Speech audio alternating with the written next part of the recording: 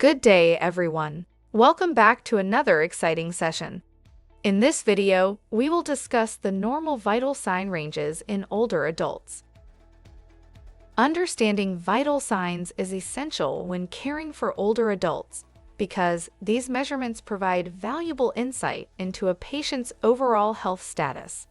However, normal physiological values in elderly individuals may differ slightly from those seen in younger adults. For this reason, healthcare providers must interpret vital signs carefully within the context of aging.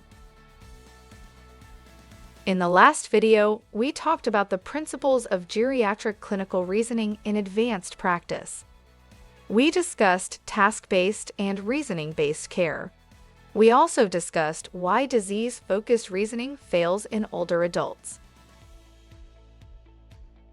By the end of this lesson, learners should be able to 1. Identify the normal body temperature range commonly observed in older adults.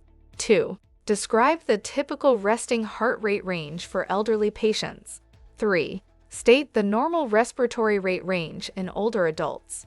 4. Explain common blood pressure patterns seen in elderly individuals. 5. Describe orthostatic hypotension and how it is assessed in older adults.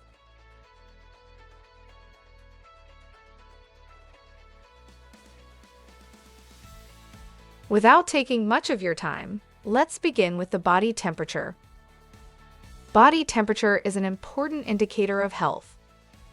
In older adults, the normal body temperature range is often slightly lower than that of younger individuals. Typically, it ranges from 96.4 degrees Fahrenheit to 98.5 degrees Fahrenheit, approximately 35.8 degrees Celsius to 36.9 degrees Celsius. A key clinical consideration is that older adults may not develop a high fever even when an infection is present. Therefore, even a small temperature rise may be clinically meaningful and should be evaluated carefully. Next is the heart rate. Heart rate or pulse is another critical vital sign.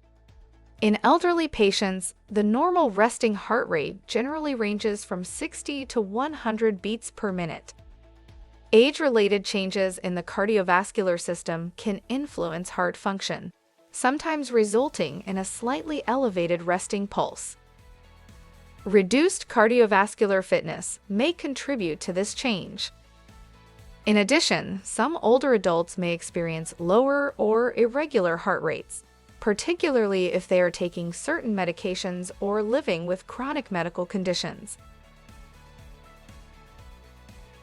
Let's look at the respiratory rate. The respiratory rate for older adults usually falls within 12 to 18 breaths per minute. With aging, lung capacity may decline and the chest wall may become less flexible. These physiological changes can influence breathing patterns. For this reason, healthcare professionals should monitor respiratory rate closely, as any deviation from the normal range may indicate respiratory distress or other underlying health problems.